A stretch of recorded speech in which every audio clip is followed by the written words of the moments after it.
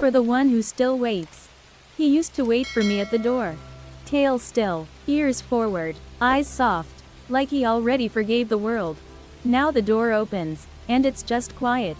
Sometimes, love lingers in the spaces where a paw once landed. In the blanket that still smells like fur. In the automatic glance toward the floor, expecting someone who's no longer there. This story is for the ones who still grieve silently. For the souls who loved a dog so deeply. It changed the way silence sounds. If you've ever whispered their name into an empty room, this letter is for you. The ordinary days we shared. You used to call me your shadow. And you weren't wrong. I followed you everywhere, not because I was anxious, but because I was yours. Even the bathroom, even the laundry room. I didn't understand boundaries. I understood presence. And I believed that where you were, I should be. Love, to me, meant proximity. It meant curling up in awkward spaces just to be close. It meant lying in that one narrow patch of sunlight where your feet would land in the morning. It meant staying at the door when you left. And staying awake until the sound of your keys brought peace back to the house. I didn't want attention all the time. Just to be there. To rest my head on your foot while you typed emails. To press my back into your leg on nights when the only light came from the fridge door you opened out of habit. You'd sit on the floor, drinking orange juice straight from the carton, thinking you were alone. But I was there, quiet, still, watching your heart hold itself together. I didn't know what marketing was, but I knew it made your eyes tired. I didn't know what deadline meant, but I knew it pulled your shoulders forward. So I offered you what no job ever could. Unconditional witness. Every morning, you made coffee. And every morning, I listened for the sound of that chipped ceramic mug. It wasn't just noise. It was a signal. You were awake. You were okay. You were mine. Sometimes, you'd speak to me while the coffee brewed. Not in full sentences. Just pieces. Today's gonna be rough, buddy. Or, I wish I could just quit. And I'd blink slowly, lean closer, maybe nudge your thigh with my nose. Just to say, I'm listening. I get it. You didn't always notice. But you smiled differently when I was near. Less forced. More soft. Like your soul took a breath your mouth didn't need to explain. And that was enough for me. Because in our ordinary days, you gave me something extraordinary. A life full of meaning. Just by being beside you. That rainy Tuesday afternoon. You remember that Tuesday, don't you? The sky had been growling since morning. That low, rumbling sound that makes you pull the blanket tighter. And cancel plans without guilt. But you still went to work. You always did. Even when you didn't want to. Even when your eyes were red before the day had even begun. When you came home early, I knew something wasn't right. Your walk was different. Slower, heavier, like your shoes were made of stone. You didn't speak. You didn't pet me. You didn't even take off your coat. You just dropped your bag and sank to the floor in the kitchen. That's when I knew. This wasn't about the weather. This was the kind of storm that started inside you. I approached slowly. No wagging. No barking. Just that quiet, grounded walk you always said made me feel wise beyond words. I placed my head on your lap without a sound. And finally, you let go. Tears. Shaking. The kind of sobs that make the walls feel too close. I didn't understand the details. But I knew the weight. Someone had left. Or lied. Or hurt you in a way that made you question everything. Even yourself. You gripped my fur like a lifeline. Your fingers trembled against my back. I didn't flinch. I didn't move. I just breathed with you. And in that moment, you said something I'll never forget. If I didn't have you, I wouldn't get through this. I didn't answer. Not with words. But I stayed longer than the thunder. I stayed until the quiet came back. I stayed until your tears dried on my coat. And I'd do it all again. That night, you didn't push me off the bed. You didn't say, not tonight. You lifted the blanket and whispered, come here. And I did. I nestled against your chest like a puzzle piece returning to its shape. And you fell asleep with one hand resting on my ribs. Counting the rise and fall. Matching your breath to mine. That was the night we became more than human and dog. We became survivors. Of heartbreak. Of storms. Of the kind of sadness that tries to make a home in silence. And from that night on, your bed was never mine. It was ours. The little things I still remember. You always said I had a good memory. But it wasn't the kind that remembered commands or tricks. It was the kind that remembered you. Your routines, your moods, the exact sound of your laugh when you were genuinely happy. And the way your voice changed when you weren't. I remember the way you ate cereal at midnight. Standing in the kitchen with one sock on. The clink of the spoon. The hum of the fridge. And how you'd look down at me. Smile crookedly. And say, "What, can't sleep either?" I remember the hoodie you wore when you were sad. The gray one with the stretched out sleeves. Every time you put it on, I knew the world had been unkind that day. So I'd stay closer.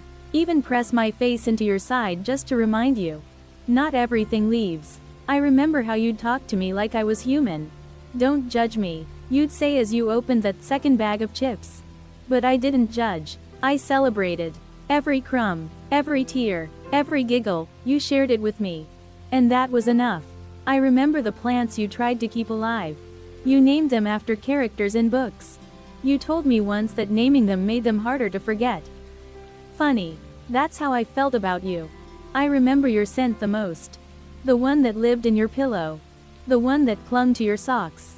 The one that drifted into the hallway when you dried your hair in a rush. Sometimes I'd sit on the couch long after you'd left. Just to breathe it in. It felt like a hug that lingered. And do you remember how you used to sing when you cleaned? You never sang on key. But you didn't care. You danced between rooms with a mop in one hand and a towel on your head. And I'd follow behind like it was a parade. I didn't understand the lyrics. But I understood joy. And I remember thinking, this must be what peace looks like. You probably thought those moments didn't matter. That no one noticed. But I did. I noticed everything. Because love isn't made in the big gestures. It's made in the ordinary seconds no one else sees. And I saw all of you. Even the parts you didn't think were worth remembering. And I loved every single one. The way I always waited for you. Waiting was my favorite part of loving you. Not because I enjoyed being left behind. But because it meant I had something.